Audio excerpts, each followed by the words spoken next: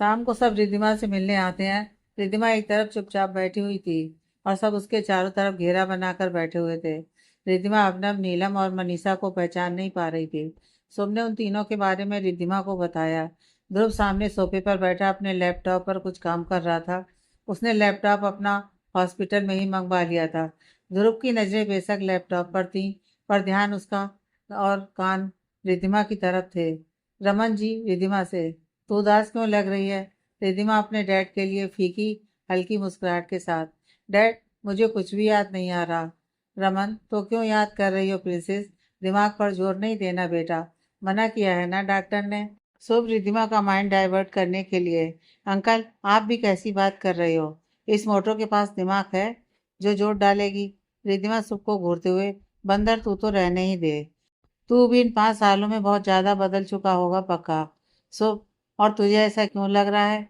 रिद्धिमा सबको घूरते हुए, मेरे साथ कोई भी हॉस्पिटल में क्यों नहीं रुक रहा सिवाय इनके? ध्रुव की तरफ इशारा करते हुए, जिसकी नजर लैपटॉप पर गड़ी हुई थी। मैं पराई हो गई क्या इन 5 सालों में? सुहानी जी पागल है, कुछ भी सोचती है वो तो। ध्रुव ध्रुव यह सब सुनकर भी रिद्धिमा की बात का कोई जवाब नहीं देता। ध्रुव सुहानी जी की बात बीच में काट सबकी तरफ देखते हुए, अब ना तू सबको लेकर घर जा। मॉम डैड और अंकल को इस वक्त रेस्ट की जरूरत है। रिद्धिमा का यह सुन मुंह बन जाता है। सो भैया, हम क्या सोच रहे थे? 2-3 दिन तक और रुक। ध्रुव बिना पूरी बात सुने, मैंने 2 दिन के बाद की टिकट बुक करवा दी है तुम तीनों की। पढ़ाई को नुकसान हो रहा है। रिद्धिमा को भी 1-2 दिन में डिस्चार्ज मिल जाएगा। फिर ही निकलोगे तुम तीनों। यहाँ हम सब हैं, देख लेंगे। यह सुन शुभ, नीलम और मनीषा हाँ में सिर हिला देते हैं। ध्रुव थोड़ी देर में सबको घर भेज देता है। ध्रुव लैपटॉप पर काम कर रहा था।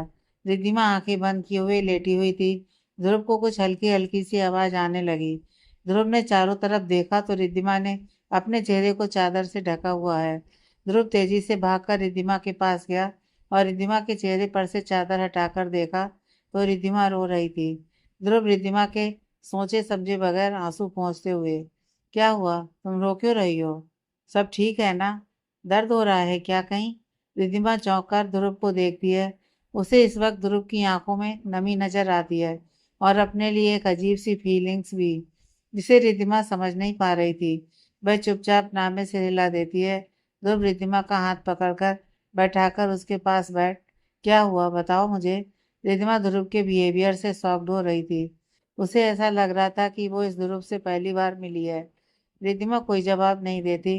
ध्रुव रिद्धिमा को देख, मैंने कुछ पूछा है, जवाब दो मुझे। रिद्धिमा, क्या हुआ है इन सालों में? प्लीज आप मुझे बताइए ना। ध्रुव, बोला है ना कोई टेंशन नहीं लेनी। रिद्धिमा, मुझसे कोई गलती हुई है क्या? ध्रुव चौंक कर रिद्धिमा को देखता है। रिद्धिमा, और नहीं तो क्या, हॉस्पिटल में मेरे साथ कोई भी नहीं रुक रहा सिवाय आपके। माँ, डैड, अंकल, सुब, माही, दी, कोई भी नहीं रुक रहा मेरे साथ। और आप जो कभी मुझसे बात तक नहीं करते, आप क्यों यहाँ पर रुके हुए हो? मैंने कुछ गलत काम किया है क्या, जिसकी वजह से सब मुझसे नाराज हैं, जो मुझसे बात नहीं करना चाहते? बोलते बोलते रिद्धिमा की आंखों में आंसू आ जाते हैं। ध्रुव रिद्धिमा के आंसू पहुंच गए। पागल हो तुम पूरी। सुबह अपनी पढ़ाई की वजह से नहीं रुकता। मॉम डैड और अंकल की तबीयत की वजह से मैं उन्हें रुकने नहीं देता। और रही माही की, माही अकेले यहाँ नहीं संभाल पाएगी। उसे ऑफिस भी जाना होता है इसलिए, और कोई वजह नहीं है। रिद्धिमा तिरछी नजर से ध्रुव को देखते हुए, पर आप ही क्यों रुकते हो यहाँ पर? ध्रुव अपने आप को संभाल खड़ा होते हुए, ठीक है अब नहीं रुकूंगा। रिद्धिमा जल्दी से, नहीं मेरा वो मतलब नहीं था। आप ही रुके यहाँ पर। बस कभी आपने इतनी केयर दिखाई नहीं तो, आपसे इतनी केयर की उम्मीद थी तो नहीं मुझे, तो बस वही वजह जानना चाहती थी। ध्रुव, छोटे से दिमाग पर ज्यादा जोर मत दो। सो जाओ, रेस्ट करो, तभी जल्दी घर जा पाओगी, नहीं तो रहना यहीं पर। यह सुन रिद्धिमा मुंह फुलाकर ध्रुव को देखने लगती है। ध्रुव बिना किसी भाव के वापस जाकर बैठ जाता है। रिद्धिमा मन में, इनको हंसी क्या किलो के भाव में मिलती है, जो कभी हंसते भी नहीं है, एक स्माइल भी पास नहीं की। पता नहीं अपने आप को क्या समझते हैं, हिटलर कहेंगे। यहाँ मेरा दिमाग चाटने के लिए रुक जाते हैं, हिटलर कहेंगे। ध्रुव अपनी आंखें बंद कर लेता है। उसे समझ में नहीं आ रहा था कि वह रिद्धिमा से क्या बात करे, कैसे बात करे, कैसे रिएक्ट करे। दोनों चुपचाप मन ही मन उधेड़-बुन में लगे हुए थे। शुभ रिद्धिमा के साथ बैठा हुआ था। ध्रुव उस वक्त रूम में नहीं था। रिद्धिमा बिल्कुल शांत सी बैठी हुई थी। शुभ रिद्धिमा से, मोटो बताना क्या हुआ है तुझे, क्यों अब इतनी शांत रहती है। यह सुनते ही ध्रुव, जो अभी कमरे के अंदर ही आ रहा था, दरवाजे पर खड़ा होकर दोनों की बातें सुनने लग जाता है। उसे पता था कि जो बातें रिद्धिमा उसे नहीं बता पा रही, शुभ को जरूर बताएगी। रिद्धिमा हल्के से, कुछ नहीं। शुभ, ए मोटो, तू मुझसे कब से बातें छिपाने लगी, मुझे बताना क्या हुआ तुझे। रिद्धिमा ये सुन एकदम से रोते हुए शुभ को हक कर लेती है। शुभ रिद्धिमा का सिर सहलाते हुए, ए चुप ना मोटो, देख कुछ बदला थोड़ी ना है, हम सब है ना तेरे साथ। ध्रुव ये सब देख रहा था। उसे ये तो तसल्ली थी कि अब रिद्धिमा जो इतने दिन से किसी से कुछ नहीं कह पा रही थी, शायद अब कह देगी। पर उसे रिद्धिमा के आंसू देख तकलीफ भी हो रही थी, और सबसे ज्यादा तकलीफ रिद्धिमा की दूरी से हो रही थी। ध्रुव की आंखों में आंसू आ जाते हैं। रिद्धिमा सुख को हक कर रोते हुए, मुझे कुछ समझ में नहीं आ रहा कि क्या हो रहा है मेरे साथ। मैं क्यों किसी को नहीं पहचान पा रही। तेरी फ्रेंड्स, उनके भाई, अपना भैया, मैं किसी को नहीं पहचान पा रही। इन 5 सालों में मेरे साथ क्या हुआ, क्या नहीं हुआ, मेरा एक्सीडेंट कैसे हुआ, ये सब सोचती हूँ तो सिर में दर्द होने लगता है। मुझे कुछ समझ में नहीं आ रहा। तू भी 2-3 दिन में मुझे छोड़कर चला जाएगा। मैं किससे अपनी बातें शेयर करूंगी। शुभ रिद्धिमा का सिर सहलाते हुए, पागल है तू पूरी, हम है ना तेरे साथ। तुझे याद क्यों करना है कुछ भी, हमसे पूछ लेना जो पूछना है। रिद्धिमा शुभ से अलग होते हुए, तू तो रहने ही दे। तू अपनी उस नीलम के चक्कर में अब तो मुझसे मिलने भी नहीं आता। शुभ रिद्धिमा को घूरते हुए, पागल है क्या, ऐसा वैसा कुछ नहीं है, नीलम सिर्फ फ्रेंड है। रिद्धिमा रहने दे, मुझसे झूठ बोलने की जरूरत नहीं है। मैंने देखा है तू भी उसे पसंद करता है, और वह भी। शुभ, सच में मोटो ऐसा कुछ नहीं है। रिद्धिमा ठीक है, पता चल जाएगा कुछ ही दिन में। शुभ ठीक है, तुझे जो पता करना हो तो कर लियो, पर तू ऐसे रोया मत कर। और हाँ, तू अपने इस छोटे से दिमाग पर ज्यादा लोड मत ले, हट जाएगा। जो कुछ पूछना हो हमसे पूछा कर। रिद्धिमा शुभ को घूरते हुए, और तू आता कितनी बार है हॉस्पिटल में मुझसे मिलने, जब देखो तो हिटलर ही रहते हैं। शुभ यार, तू गलत मत सोच। भैया सिर्फ इतना चाहते हैं कि हम अपनी स्टडी पर ध्यान दें, सिर्फ इसलिए यार। रिद्धिमा तुझे पता है ना, मुझे उनसे बात करने में अजीब लगता है। शुभ, एक बार बात तो करके देख, मेरे भैया इतने भी बुरे नहीं हैं। रिद्धिमा, तू तो फोन भी नहीं करता। शुभ, मोटो, तुझसे तो दिन में 10-10 बार फोन पर बात करता हूँ मेरी जान, तू फिक्र क्यों करती है।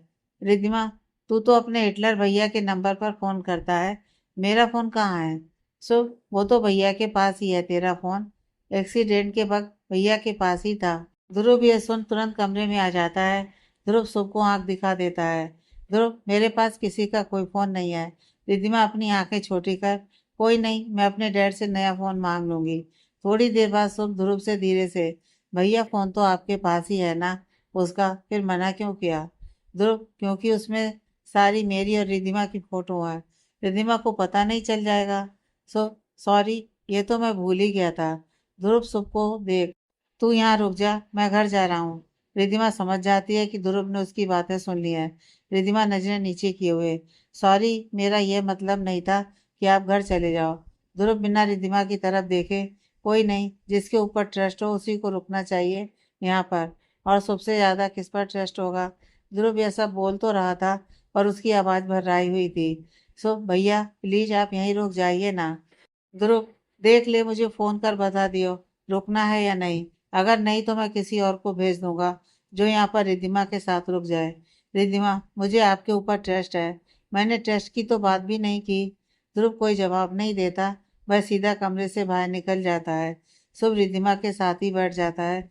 उधर ध्रुव घर पहुंचता है, सब हाल में ही बैठे हुए थे। अर्नब ध्रुव को देख, आ गया तू, आजा चाय पी ले। ध्रुव बिना कोई जवाब दिए सीढ़ियों से ऊपर चला जाता है। सब चौंकते एक दूसरे को देखते हैं। मनीषा, पर ध्रुव भैया घर पर क्या कर रहे हैं, हॉस्पिटल में रिद्धिमा को अकेले छोड़ आए। नीलम मुस्कुराते हुए, वो सुबह गया हुआ है तो थोड़ा रेस्ट करने आ गए होंगे। अमनब, नहीं, कोई बात तो जरूर हुई है। इधर ध्रुव ऊपर आकर सीधा अपनी लाइब्रेरी में जाता है। एक तरफ बिल्कुल छिपा कर रखी हुई एक डायरी निकालता है, और उसे खोलकर एक एक पन्ने को देखने लगता है।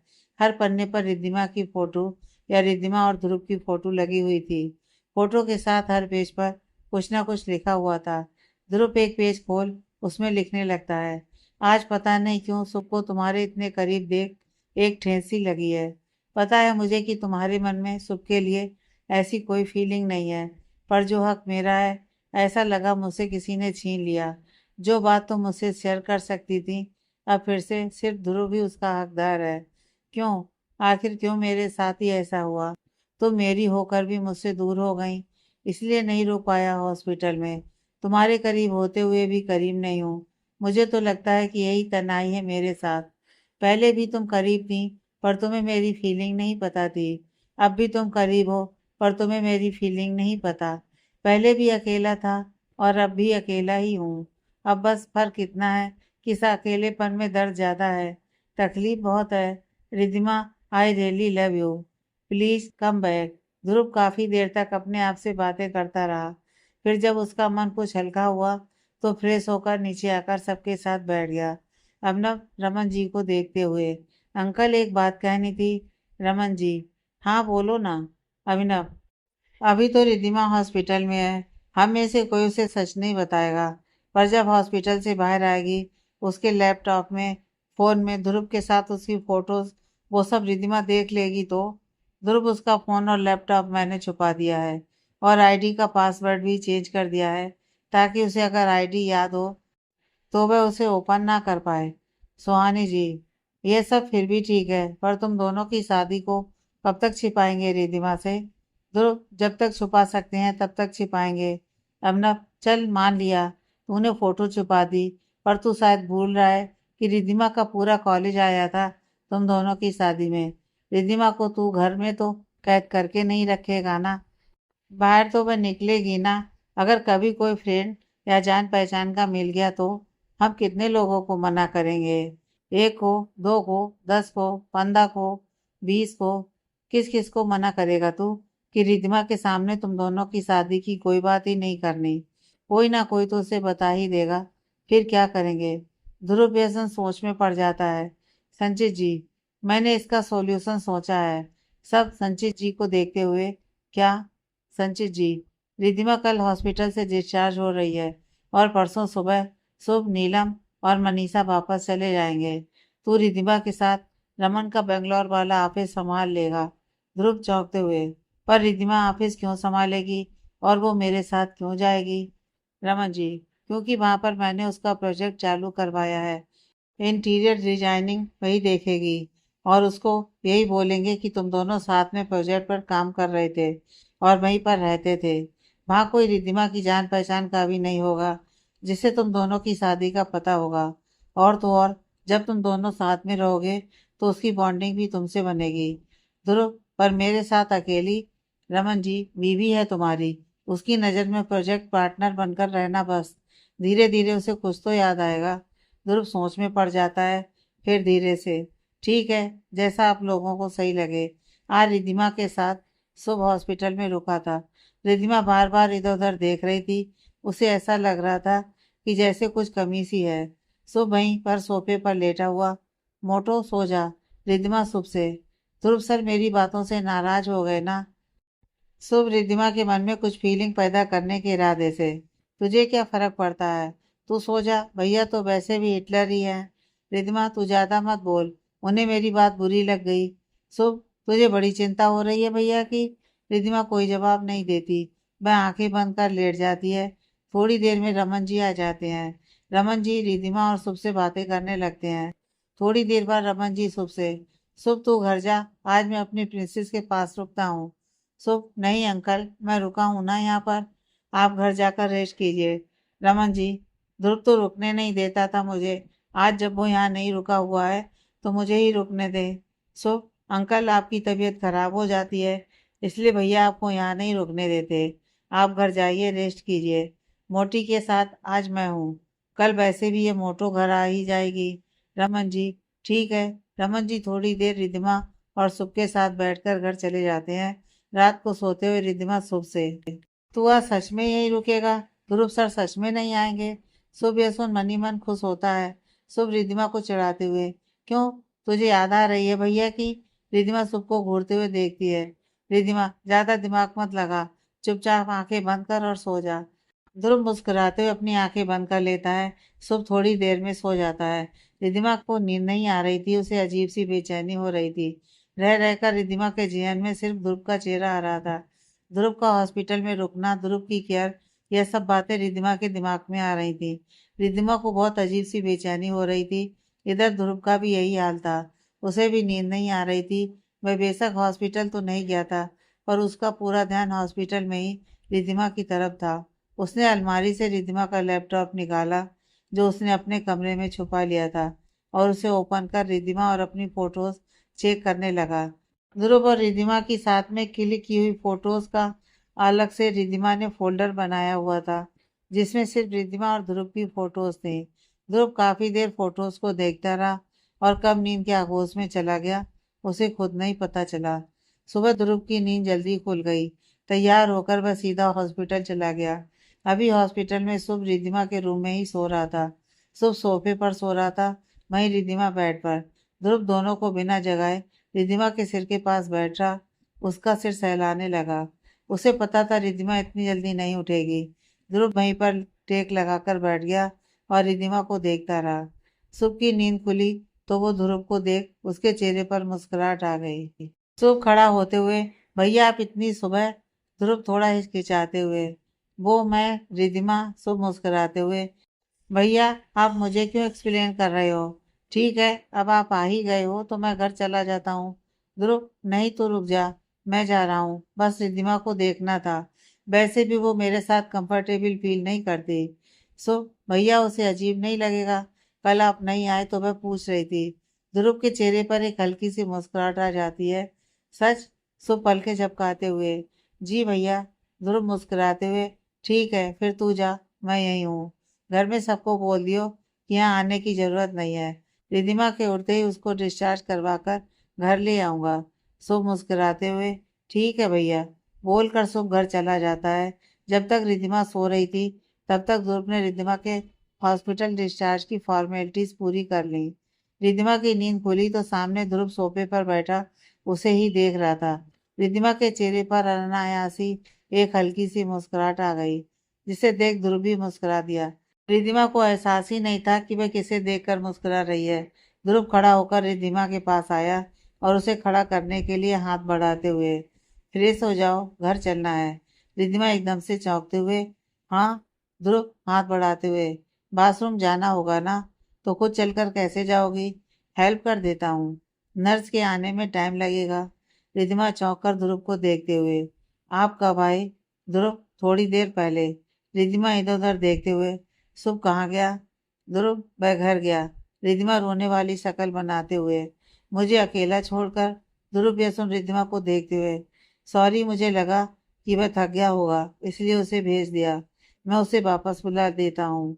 बोलकर ध्रुव अपना फोन निकालने लगता है तो रिधिमा ध्रुव का हाथ पकड़ लेती है। ध्रुव चौंकते हुए अपने हाथ की तरफ देखता है। रिधिमा यह देख झटके से ध्रुव का हाथ छोड़ देती है। रिधिमा, सॉरी, मेरा मतलब वह नहीं था। ध्रुव, फिर क्या मतलब था? मेरे होते हुए भी अपने आप को अकेला बोल रही हो, इसका मतलब तो यही है कि खुद को मेरे साथ सेफ महसूस नहीं करती। तो सबको बुलाना ही ठीक रहेगा, जिसके साथ तुम कंफर्टेबल हो। रिधिमा गुस्सा दिखाते हुए, क्या है, आपको जब देखो मेरी बात का तूल पकड़ लेते हो। बोल दिया ना, मेरा मतलब वह नहीं था। आप कहीं नहीं जा रहे। अब हाथ दो मुझे अपना, मुझे बाथरूम जाना है। ध्रुव यह सुन मुस्कुरा देता है। रिधिमा की बातों में उसे एक हक नजर आ रहा था। ध्रुव अपना हाथ बढ़ाता है, रिधिमा उसका हाथ पकड़ बाथरूम की तरफ जाती है। रिधिमा बाथरूम में चली जाती है। ध्रुव वापस आकर रिधिमा का सामान पैक करने लगता है। रिधिमा थोड़ी देर में बाथरूम से बाहर आती है तो ध्रुव की बजाय उसे कमरे में नर्स देखती है। नर्स रिधिमा का हाथ पकड़कर रिधिमा को बेड तक लाकर बैठा देती है। रिधिमा कमरे में इधर उधर देखते हुए नर्स से, ध्रुव सर कहाँ गए? नर्स, सर डॉक्टर के पास गए हैं, आपकी दवाइयों के बारे में बात करने। रिधिमा हल्का सा मुस्कुरा देती है। रिधिमा, मेरा कोई और सामान तो नहीं रह गया ना? नर्स, नहीं मैम, आपके लहंगे और चूड़ा तो ध्रुव सर पहले ही ले गए हैं। रिधिमा चौंकते हुए, लहंगा चूड़ा? नर्स, यस मैम, जब आपका एक्सीडेंट हुआ तो आपने मंगलसूत्र, चूड़ा और लहंगा पहना हुआ था। रिधिमा थोड़ा गुस्सा होते हुए नर्स को देखती है।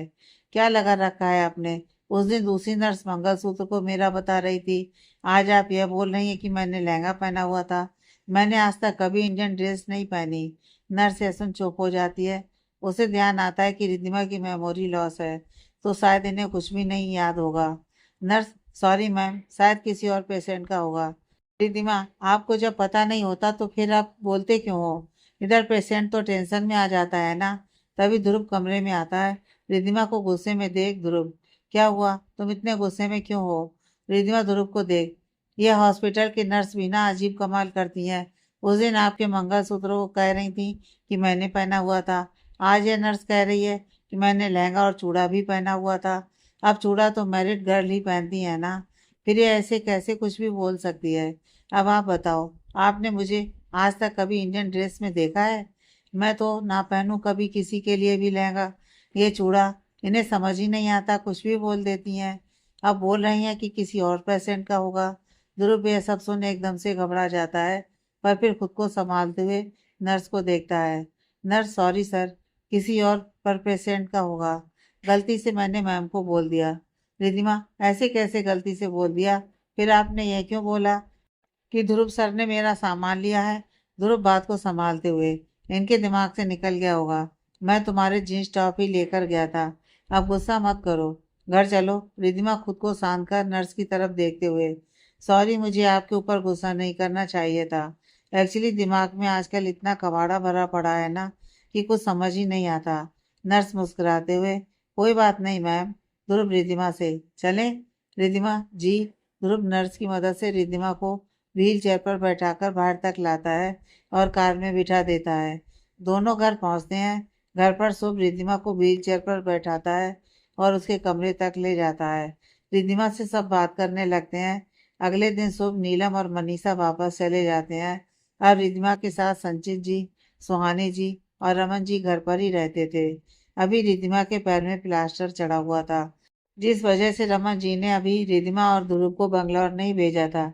रिद्धिमा का घर पर खास ध्यान रखा जाता था कि किसी के मुंह से गलती से भी ध्रुव और रिद्धिमा की शादी की बात ना निकल जाए। ध्रुव का यह सख्त ऑर्डर था। इधर रिद्धिमा को अजीब सी बेचैनी रहती थी।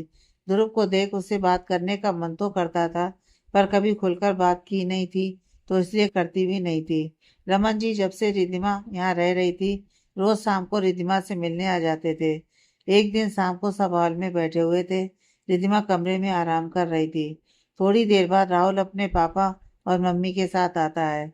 सब बातें कर रहे थे। राहुल के पापा, मुझे आप सबसे कुछ जरूरी बात करनी है। रमन जी, बोलना, क्या हुआ? राहुल के पापा, रिद्धिमा का एक्सीडेंट हुआ नहीं है, जानबूझकर किया गया है। कोई है जो रिद्धिमा की जान का दुश्मन है। ध्रुव ये सुन गुस्से से, क्या कह रहे हैं अंकल आप? और रिद्धिमा के साथ क्यों ऐसा कोई करेगा? राहुल, जीजू, ये सब कनक ने किया है। राहुल की मम्मी गुस्सा करते हुए, क्या बकवास कर रहे हो तुम बाप बेटे? मेरी बेटी ऐसा क्यों करेगी? राहुल, क्योंकि वह ध्रुव सर को पाना चाहती थी और उसने रिद्धिमा दी को मना भी किया था कि ध्रुव सर से दूर रहे। राहुल की मम्मी, नहीं, मेरी बच्ची ऐसा नहीं कर सकती। राहुल के पापा गुस्सा करते हुए, यह उसी ने किया है और मुझे पता था वो कुछ भी कर सकती है। इसी वजह से मैंने उसे पहले ही बाहर भेज दिया था, पर वहां से भी गायब हो गई। और अब पता चला है कि वह रिद्धिमा के एक्सीडेंट से सिर्फ एक दिन पहले ही आई थी, यानी कि शादी वाले दिन वो यहीं पर थी और एक्सीडेंट की रात को वापस चली गई है। कैसे किया मुझे यह नहीं पता। रमन जी, देख, तुझे कोई गलत फहमी हुई होगी। कनक अपनी बहन के साथ ऐसा क्यों करेगी? राहुल, नहीं ताऊ जी, ये सब कनक ने ही किया है। वह पहले भी ऐसा कर चुकी है। सगाई की अंगूठी भी उसी ने गायब करवाने की कोशिश की थी।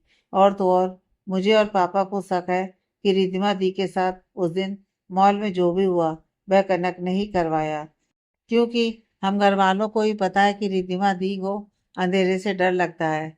तभी कुछ न कर सिर्फ एक अंधेरे कमरे में बंद कर दिया, ताकि घबराहट के मारे ही दी को कुछ हो जाए। यह सुन सबको गुस्सा आ जाता है। रमन जी गुस्से से, क्या बिगाड़ा था मेरी बेटी ने कनक का? राहुल के पापा, भैया, मैंने पुलिस कंप्लेंट कर दी है। आगे आपका जो फैसला होगा मुझे मंजूर होगा।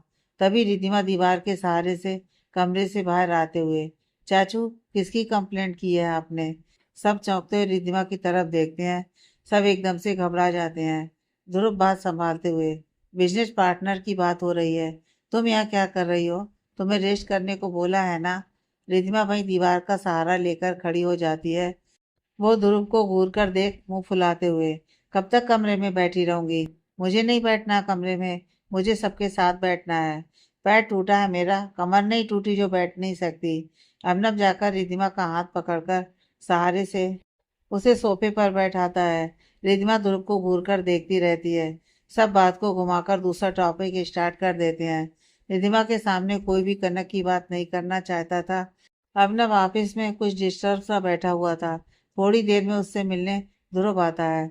अबनब ध्रुव को देखते हुए, तू यहाँ आज कैसे दर्शन दिए? ध्रुव सामने चेयर पर बैठते हुए, कुछ नहीं, बस पता नहीं मूड बहुत ज्यादा ही खराब है। मन किया तुमसे बात करने का तो आ गया। अबनब, क्या हुआ? ध्रुव, जब से पता चला है कनक ने रिद्धिमा की जान लेने की कोशिश की है, बस समझ नहीं आ रहा कि क्या करूं। रिद्धिमा के लिए टेंशन हो रही है और ऊपर से रिद्धिमा की बेरुखी। अबनब मुस्कुराते हुए, तुझे बेरुखी दिखती है? तुझे ये नहीं दिखता कि वह तुझे ढूंढती रहती है हमेशा आसपास? तो खुद कंफ्यूज है यार अभी। कहीं ना कहीं उसके मन में कुछ फीलिंग्स तो है। तुझे देख कुछ ना कुछ तो फील करती है अभी, बेशक उसे कुछ याद हो या ना हो। ध्रुव, पता नहीं यार क्या होना है। तू मेरी छोड़, अपनी बता। तेरा क्यों मुंह लटका हुआ है? तू क्यों उदास है? अर्नब ध्रुव के सामने अपना फोन रखते हुए, ये देख। ध्रुव फोन में फोटो देख मुस्कुराते हुए, क्या बात है, माई की फोटो? सब ठीक है? प्यार व्यार का चैप्टर शुरू हो गया लगता है। अर्नब ध्रुव को देखते हुए, देख, डैड ने पहले ही दिमाग खराब किया हुआ है, तू और दिमाग मत खराब कर। ध्रुव, क्या हुआ ये तो बता। और ये माई की फोटो के साथ तू क्या कर रहा है? अर्नब, डैड ने भेजी है, कहते हैं फाइनल डिसीजन है उनका, मुझे इसी से शादी करनी है अब। यह सुन ध्रुव मन ही मन खुश हो जाता है। ध्रुव चौंकने का नाटक करते हुए, अंकल वैसे जानते हैं माई को? अर्नब, माई के डैड को जानते हैं। डैड बता रहे थे कि किसी बिजनेस मीटिंग में मिले थे। अब दोनों के बाप अपने आप हम दोनों का रिश्ता पक्का करके बैठ चुके हैं। ध्रुव खुश होते हुए, अरे वाह, ये तो बढ़िया है। अर्नब ध्रुव को घूर कर देखता है। इतने में माही गुस्से में कमरे में आते हुए, लगभग अर्नब के ऊपर गुस्से से, सर आपकी हिम्मत कैसे हुई मेरे डैड से हमारी शादी की बात करने की? आप समझते क्या है अपने आप को? अर्नब खड़ा होते हुए, मैं क्यों तुम्हारे डैड से बात करने लगा? मैंने तुम्हारे डैड से कोई बात नहीं की। मैं तो तुम्हारे डैड को जानता भी नहीं। माही अपने फोन में अबनब की फोटो अबनब के सामने करते हुए, तो यह फोटो मेरे डैड के पास कैसे आई? अबनब ध्रुव के हाथ से फोन छीनकर अपना फोन माही के चेहरे के सामने लाते हुए, जैसे तुम्हारी फोटो मेरे डैड के पास आई। माही चौंकते हुए अबनब को देखती है। ध्रुव, दोनों एक मिनट शांति से बैठ जाओ पहले, बाद में झगड़ा करना। माही ध्रुव को देख, सॉरी, मुझे नहीं पता था कि तुम भी यहाँ हो।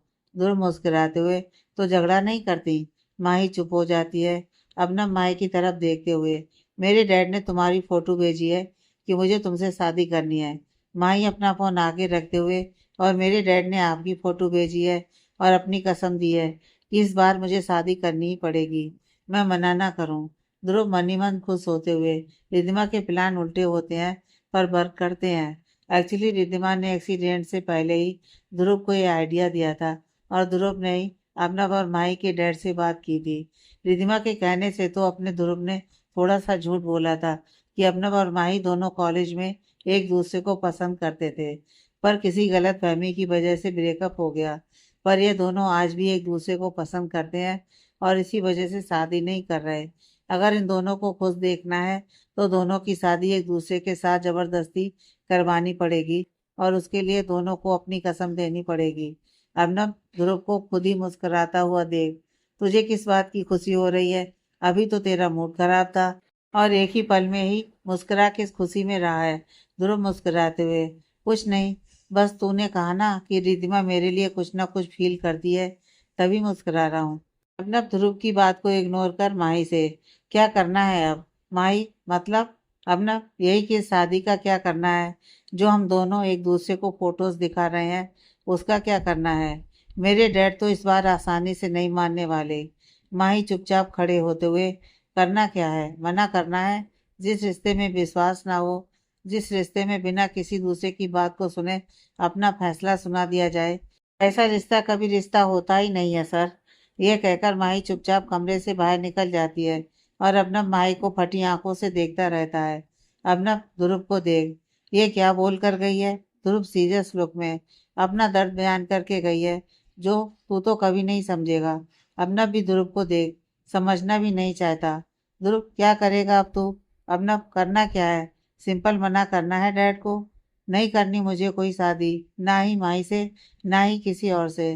ध्रुव मन में, बेटा इस बार तो तेरी शादी करवा कर रहूंगा, मैं भी माही से, क्योंकि मुझे पता है माही ही है जो तुझे संभाल सकती है।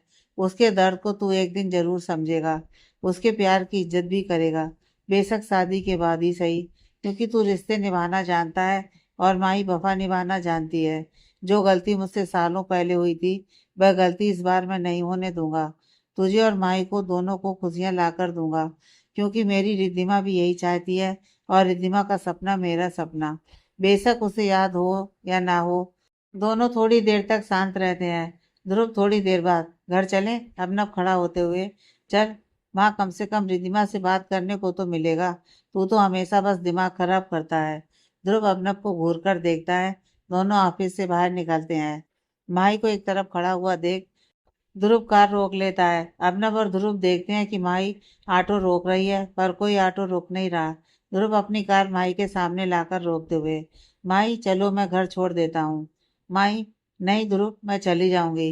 अबनव बिना माही की तरफ देखे, रोज तो कार से आती हो, आज कार कहाँ गई।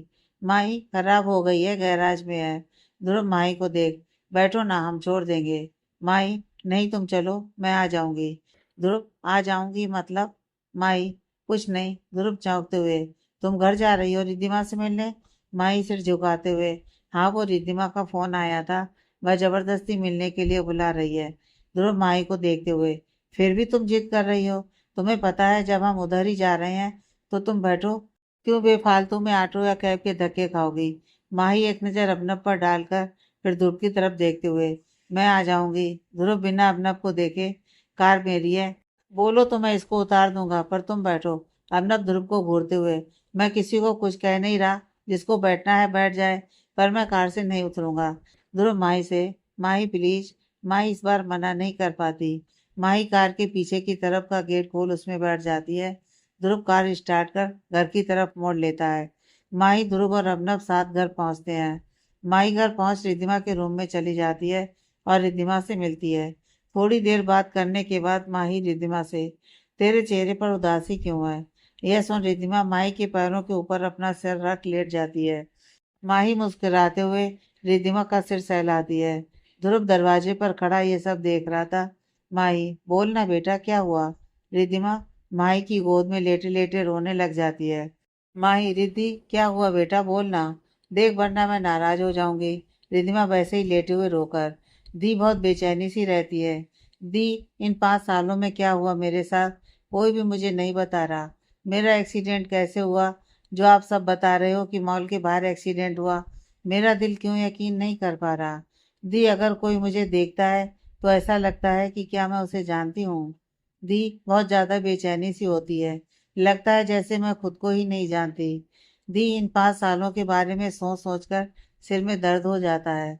माही, कितनी बार समझाया है बेटा तुझे कि इन सब बातों की तो फिक्र मत कर, कुछ नहीं हुआ इन 5 सालों में, सब ठीक है। धीरे धीरे सब याद आ जाएगा तुझे, एकदम से तुझे बताएंगे तो तू प्रेशर ले लेगी। डॉक्टर ने इसलिए मना किया है बेटा, तू क्यों नहीं समझती है बात को। अब जैसे सिर में दर्द हो रहा है, तेरी तबीयत खराब हो जाएगी या नहीं, यह बता। तू सबको तकलीफ देना चाहती है। रिद्धिमा मासूमियत से नामे से हिला देती है। माई, तो अब से टेंशन नहीं लेगी, अब समझ गई। तेरे साथ ऐसा कुछ नहीं हुआ जो हम तुझे ना बता पाए या जो तू बर्दाश्त ना कर पाए। बस धीरे धीरे अपने आप बातें तेरे सामने आ जाएंगी। सही वक्त आने पर तुझे सब पता चल जाएगा। रिद्धिमा सहमति में सिर हिला देती है। माही काफी देर तक रिद्धिमा का सिर सहलाती रहती है। रिद्धिमा की नज़र माही के हाथ पर पड़ती है। रिद्धिमा चौंकते हुए माही का हाथ दोनों हाथ पकड़कर चेक करते हुए, दी, आपका ब्रेसलेट कहाँ गया, जो आपके लिए लकी था, उसे तो आपने कभी नहीं उतारा। माही अपने आप को संभालते हुए, टूट गया था इसलिए फेंक दिया। रिद्धिमा चौंकते हुए, फेंक दिया, पर क्यों। पर दी, वह तो आपका लकी ब्रेसलेट था और आपके लिए बहुत इम्पोर्टेंट भी था। आप तो उसे कभी नहीं उतारती थी। आपको बहुत ज़्यादा पसंद भी था। माही फीकी मुस्कुराहट के साथ, इम्पोर्टेंट कुछ नहीं होता, टूट गया था तो फेंक दिया, बस सिंपल। वैसे भी हमें अपनी पसंद बदलती रहनी चाहिए, नहीं तो सब हमारी पसंद का मजाक बनाने लग जाते हैं। रिधिमा माही के शब्दों को समझने की कोशिश कर रही थी। रिधिमा सहमत में सिर हिला देती है। ध्रुव माही की बात सुन वापस चला जाता है। ध्रुव मन में, इस बार तुम्हारी पसंद नहीं बदलेगी। जिसे तुम पसंद करती हो वो भी तुम्हें पसंद करेगा। अगर रिद्धिमा को सब याद होता तो आज वो भी मेरा साथ दे रही होती। पर कोई नहीं, आइडिया तो उसी का है। यह सोच ध्रुव मन ही मन मुस्कुरा देता है। रात को रिद्धिमा माही को जबरदस्ती अपने साथ रोक लेती है। रात को खाना खाकर सब बड़े से हॉल में बैठे थे। नवीन, अभिनव, माही और ध्रुव रिद्धिमा के कमरे में बैठे हुए थे। सब रिद्धिमा के साथ बेड पर ही बैठे हुए थे और ध्रुव सामने सोफे पर बैठा हुआ लैपटॉप पर ऑफिस के मेल्स चेक कर रहा था। रिद्धिमा बातें तो सबसे कर रही थी, पर ध्यान उसका ध्रुव की तरफ था और ध्रुव का ध्यान रिद्धिमा की तरफ। दोनों एक दूसरे को चोरी छिपे देखे जा रहे थे। कभी कभी दोनों की नजरें मिल जाती तो रिद्धिमा नजरें चुराने लग जाती। ये देख ध्रुव मन ही मन खुश हो रहा था। माही अपनप को इग्नोर कर रही थी। रात को सब अपने अपने रूम में सो रहे थे। माही को नींद नहीं आ रही थी तो वो घर के बने गार्डन में आ गई। वहां पर उसने किसी को बैठे हुए देखा तो थोड़ा पास चली गई। वहां जाकर देखा तो अबनब बैठा हुआ था। अबनब को देख माही वापस जाने लगी। तभी उसकी नजर अबनब के हाथ में सिगरेट पर पड़ी। माही ये देख चौंक गई। अबनब सिगरेट पी रहा था। माही अबनब से बात करने जाने लगती है, पर फिर कुछ सोचकर वापस जाने लगती है। तभी अबनब की नज़र माही पर पड़ती है। अबनब वहीं पर बैठे बैठे, यहाँ क्या कर रही हो इतनी रात को? माही अबनब की बात सुन पलटकर अबनब को देखते हुए, सॉरी सर, आपको डिस्टर्ब नहीं करना चाहती थी, बोलकर वापस जाने लगती है। अबनब, समझती क्या हो अपने आप को? मुझसे कभी ढंग से बात क्यों नहीं करती? फीलिंग्स तुम्हारे दिल में थी मेरे लिए, मेरे मन में तुम्हारे लिए कोई फीलिंग्स नहीं थी, तो इसमें मेरी क्या गलती? माही को यह सुन गुस्सा आ जाता है। माही पीछे पलट अबनब की आंखों से आंखें मिलाते हुए, तो मेरे दिल में अगर आपके लिए फीलिंग थी तो इसमें मेरी क्या गलती थी? मैंने आपके साथ कभी कोई जोर जबरदस्ती तो नहीं की, सिर्फ अपनी फीलिंग्स बताई ही थी। आपसे फीलिंग पूछी भी नहीं थी मैंने। तो आपको मेरी फीलिंग का पूरे कॉलेज में मजाक बनाने का कोई हक नहीं था। अबनब चौंकते हुए अपनी सिगरेट एक तरफ फेंक, मैंने कब तुम्हारी फीलिंग्स का या तुम्हारे इमोशंस का मजाक बनाया? तुमने मुझसे कहा कि तुम मजाक कर रही थी और तुमने मुझसे प्रॉमिस लिया कि मैं यह बात किसी को ना बताऊं। इसलिए आज तक मैंने ये बात ध्रुव तक को नहीं बताई थी। उसे कैसे पता चली मुझे नहीं पता। माही, ध्रुव ने कभी मेरी फीलिंग्स का मजाक नहीं बनाया। उसने मुझे समझा है। मेरी फीलिंग्स का मजाक तुमने बनाया है। बोलते बोलते माही की आंखों में आंसू आ जाते हैं। अबनब चिढ़ते हुए, क्या बकवास करी जा रही हो तुम? क्या कहा है मैंने तुम्हें? बताओ कब मैंने तुम्हारी फीलिंग्स का मजाक बनाया?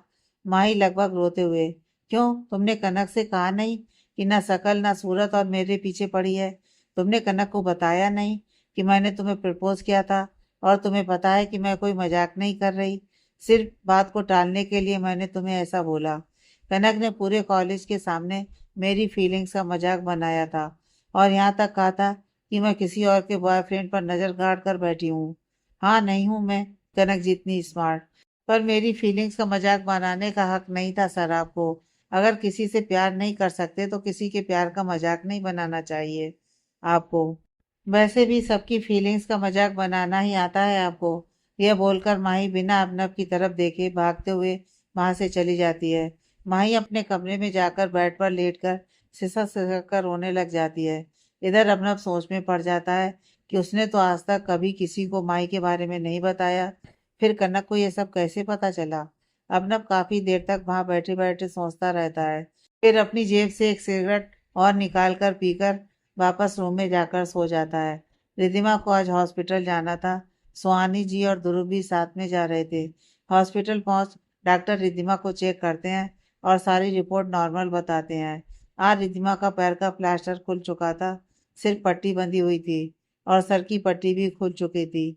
बस एक हल्का सा बैंडेज लगा हुआ था जो कुछ दिन और दवाई लगाकर लगाना था।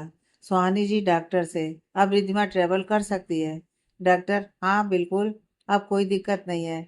बस कोशिश कीजिएगा कि इन्हें किसी प्रकार की कोई परेशानी या टेंशन ना हो। रिद्धिमा, मुझे बातें कब तक याद आएंगी? डॉक्टर, रिद्धिमा को देख, मैं तुम्हारी मनोदशा समझ सकता हूँ, पर यह कह पाना बहुत मुश्किल है कि तुम्हारी याददाश्त कभी वापस आएगी भी या नहीं। हो सकता है तुम्हारी याददाश्त कल वापस आ जाए, या फिर कभी ना आए, या 4-5 साल में भी आए। यह कह पाना मुश्किल है। रिद्धिमा मायूसी से सहमति में सिर हिला देती है।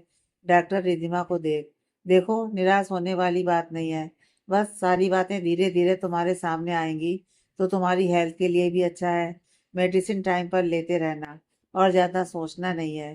कुछ समझ में नहीं आता या कोई बात खटकती है कि ऐसा क्यों हो रहा है तो अपने परिवार से पूछना। टेंशन मत लेना, धीरे धीरे सब ठीक हो जाएगा। रिधिमा हमें सिर हिला देती है। रिधिमा ध्रुव और सुहानी जी के साथ वापस घर आ जाती है। इधर अपना फोन पर अपने डैड से, प्लीज डैड, आप ये इमोशनल ब्लैकमेल मत कीजिए, मेडिसिन खा लीजिए, आपको पता है आपकी तबीयत बिगड़ जाएगी। अर्नब के डैड, मैंने तुझे बता दिया, अगर तू मेरी बात मानेगा तो मैं दवाई खा लूंगा, वरना नहीं। अर्नब चिढ़ते हुए, डैड, ये ब्लैक मेकिंग रहने दीजिए प्लीज। और ये क्या जबरदस्ती है? जब मैं शादी करना नहीं चाहता तो आप इतना फोर्स क्यों कर रहे हैं? अर्नब के डैड, क्योंकि तेरा बाप हूँ और तेरा घर बसा हुआ देखना चाहता हूँ अपनी आंखों के सामने। देख, मेरी तबीयत तुझसे छिपी नहीं है, कभी भी कुछ भी हो सकता है। मैं चाहता हूँ मेरी आंखों के सामने ही अपने बेटे का घर बसता हुआ देख लूँ। तो क्या कुछ गलत सोचता हूँ? और माई के बारे में मैंने पता किया है, बहुत अच्छी लड़की है, और सबसे मेन बात, तेरे साथ कॉलेज में पढ़ी है। फिर तुझे क्या दिक्कत है? तू जानता भी है उसे। प्लीज बेटा, एक बार सोच कर तो देख। अबनव गुस्से में फोन काट देता है। अबनव माई के रूम में जाता है। माई कुछ प्रोजेक्ट पर काम कर रही थी। अबनव माही से, तुमने अपने मॉम डैड से बात की? माई, हाँ। अबनव, क्या कहा तुम्हारे डैड ने? माई, नहीं मान रहे, बोल रहे हैं एक बार सोच लो, कसम दी है अपनी। कुछ समझ में नहीं आ रहा। अबनव, इधर मेरे डैड का भी यही हाल है, उन्होंने मेडिसिन तक छोड़ रखी है। कहते हैं जब तक शादी के लिए हाँ नहीं बोलूंगा तब तक दवाई कंटिन्यू नहीं करेंगे, और अगर वह दवाई नहीं खाएंगे तो उनकी तबीयत बिगड़ सकती है। माही अबनव को देख, डोंट वरी सर, जबरदस्ती का रिश्ता नहीं बनने दूंगी।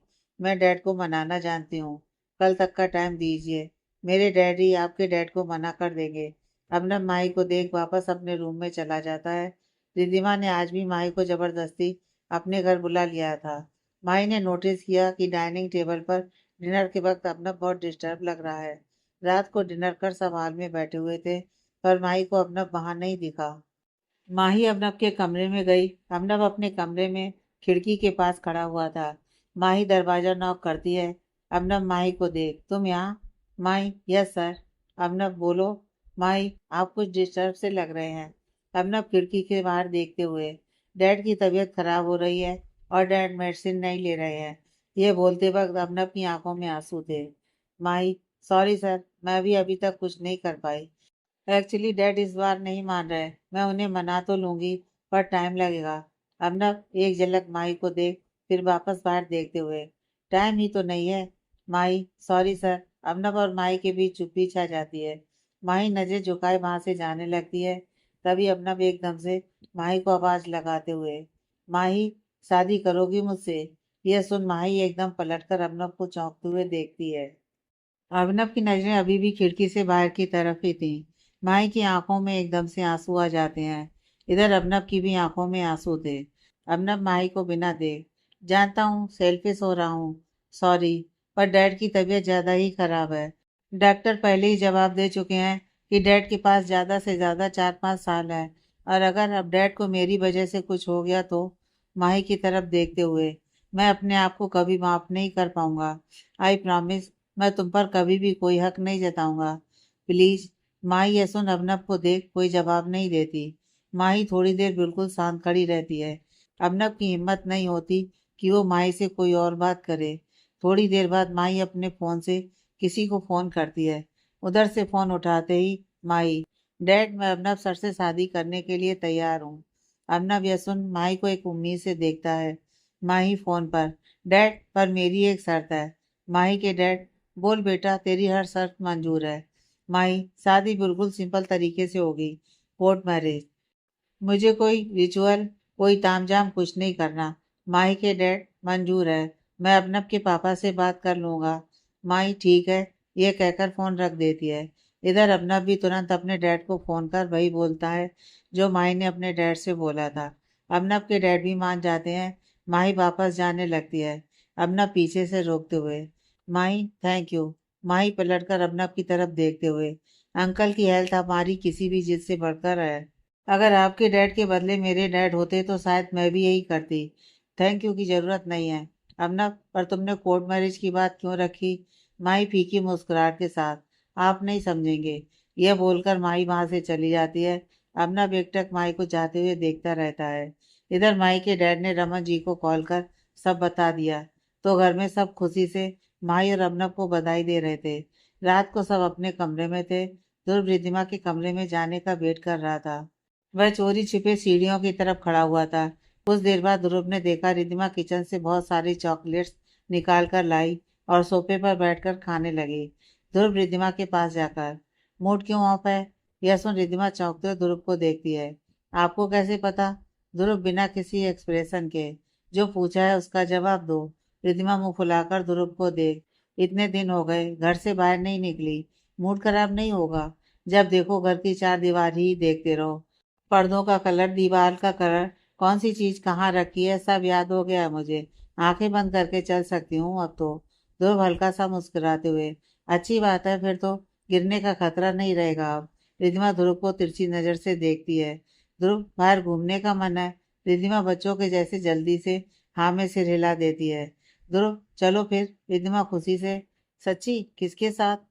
ध्रुव अपने चारों तरफ नजर घुमाते हुए, मेरे अलावा कोई और दिख रहा है यहाँ पर? रिद्धिमा नामे से हिला देती है। ध्रुव तो फिर रिद्धिमा आप मेरे साथ जाएंगे? ध्रुव रिद्धिमा को देख, मेरे साथ जाने में कोई प्रॉब्लम है? रिद्धिमा मुस्कुराते हुए जल्दी से नामे से हिला देती है। ध्रुव रिद्धिमा की तरफ हाथ बढ़ाते हुए, चलो फिर। रिद्धिमा ध्रुव का हाथ पकड़ सहारे से बाहर जाती है। ध्रुव रिद्धिमा को कार में बैठाकर खुद कार ड्राइव करता है। ध्रुव चुपचाप कार ड्राइव कर रहा था। रिद्धिमा पहले तो काफी देर तक चुप रही, फिर खुद ही ध्रुव की तरफ चेहरा कर, वैसे हम जा कहाँ रहे हैं इतनी रात को?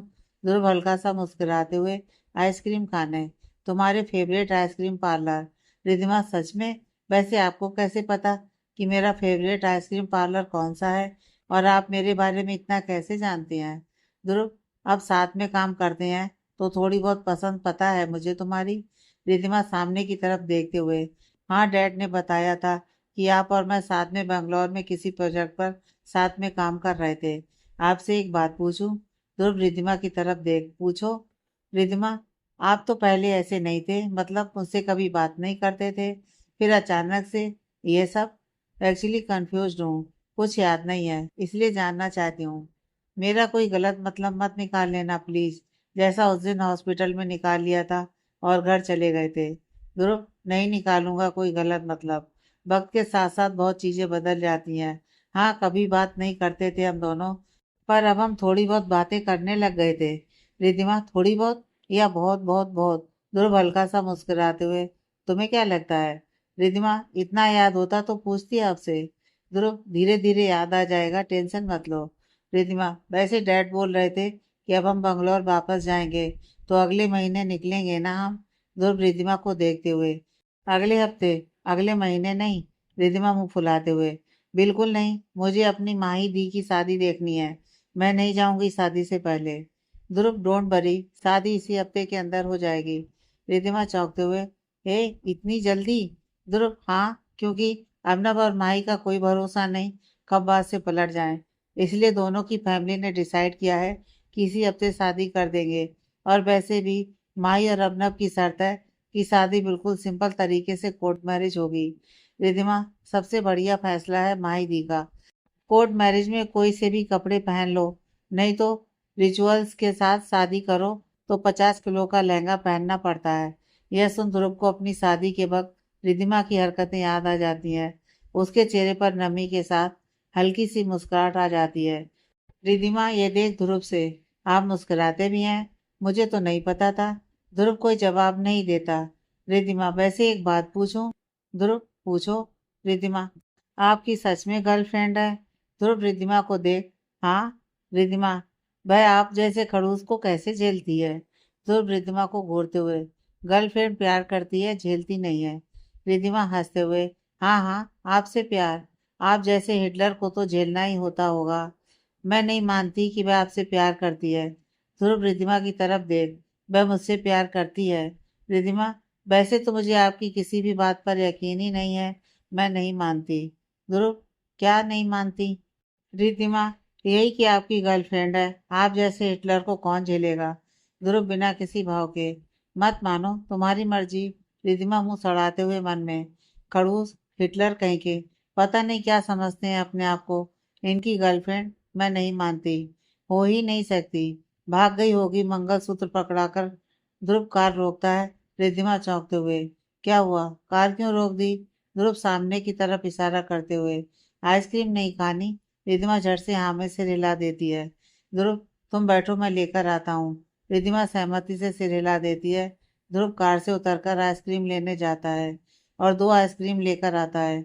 रिद्धिमा आइसक्रीम देखते हुए, वाह, मेरी फेवरेट आइसक्रीम, थैंक यू। ध्रुव बदले में हल्का सा मुस्कुरा देता है। आइसक्रीम खाकर ध्रुव वापस घर की तरफ कार मोड़ लेता है। आज ध्रुव बहुत खुश था। फाइनली एक्सीडेंट के बाद रिद्धिमा के साथ उसे ढंग से वक्त गुजारने का मौका मिला था। बेशक रिद्धिमा को कुछ याद नहीं था, पर यह ध्रुव के लिए क्वालिटी टाइम था। दोनों घर पहुंच अपने अपने कमरे में चले जाते हैं। रिद्धिमा बेड पर लेटी हुई थी। आज उसे एक अजीब सा सुकून मिल रहा था। रिद्धिमा सोचते सोचते सो जाती है। आज इधर नीलम कॉलेज की कैंटीन में अपनी सहेलियों के साथ मुंह सुजाए बैठी हुई थी। पीछे से सुबह नीलम से, कांग्रेट्स यार, अब तो अभी भैया और माही दीदी की शादी भी जल्दी हो जाएगी। नीलम सड़ी सी शक्ल बनाकर उसे देखते हुए, क्या कांग्रेट्स, सगे भाई की शादी में भी नहीं जा सकती, वो भी तब जब भैया ने इतनी मिन्नतों के बाद शादी के लिए हाँ बोला है। शुभ, तो किसने मना किया है, चली जाना ना। नीलम, कब चले जाना, कैसे चले जाना? तुम शायद भूल रहे हो कि नेक्स्ट वीक हमारे एग्जाम है, प्रोजेक्ट सबमिट हो रहे हैं अभी। अब ऐसे में कौन मुझे लीव देगा? और भैया की शादी इसी वीक के अंदर मॉम और डैड करवा देंगे। डैड आज इंडिया के लिए भी निकल गए और कह रहे थे कि इसी वीक में शादी करवा देंगे, और अब मॉम और डैड कुछ महीनों तक वहीं रहेंगे। शुभ, ये अच्छा है, हमें यहाँ पर छोड़ दिया सबने और सब इंडिया जाकर बैठ गए। पहले भैया गए, फिर अब तुम्हारे मॉम डैड चले गए, तुम्हें यहाँ अकेला छोड़ दिया। तुम्हारी तो कोई वैल्यू ही नहीं है। नीलम घूरते हुए शुभ को देखती है। शुभ चुपचाप अपने मुंह पर उंगली रख वहां से निकल जाता है। अबनव के मॉम डैड इंडिया पहुंच चुके थे। अबनव ने ध्रुव को बोलकर पहले ही मकान खरीद लिया था, क्योंकि कुछ महीनों तक अबनव के मम्मी पापा इंडिया में ही रहने वाले थे। जैसा कि अबनव और माही की शर्त थी कि कोर्ट मैरिज करेंगे। शादी से एक दिन पहले ही अबनव अपने मॉम और डैड के साथ नए मकान में शिफ्ट हो गया। आज अबनव और माही की कोर्ट मैरिज थी। अबनव कोर्ट में एक तरफ बैठा हुआ था, वहीं माही भी दूसरी तरफ बिल्कुल चुपचाप गुमसुम सी बैठी हुई थी। ध्रुव अबनव के पास बैठते हुए, क्या हुआ, क्या सोच रहा है? अबनव, मेरी वजह से माही को भी सफर करना पड़ रहा है। ध्रुव, ज्यादा मत सोच, अब जो हो रहा है होने दे। बस इस रिश्ते में कभी धोखा मत लाइयो, और ना ही माही का साथ कभी छोड़ियो। अबनव ध्रुव को देख, तुझे लगता है कि मैं माही को धोखा दूंगा? ध्रुव मुस्कुराते हुए नाम में सिर हिला देता है। माही अपने मन ही मन में, सालों से बस यही सपना था कि मेरे नाम के साथ तुम्हारा नाम जुड़ जाए, पर जब तुमने मना किया, कनक ने मजाक बनाया, यह सपना टूट गया। पर कहीं ना कहीं तुमसे प्यार करना नहीं छूट पाया। आज ये सपना पूरा होने जा रहा है, पर कोई हक नहीं है तुम पर, कभी भी इस रिश्ते को बोझ नहीं बनने दूंगी। आगे की कहानी नेक्स्ट पार्ट में।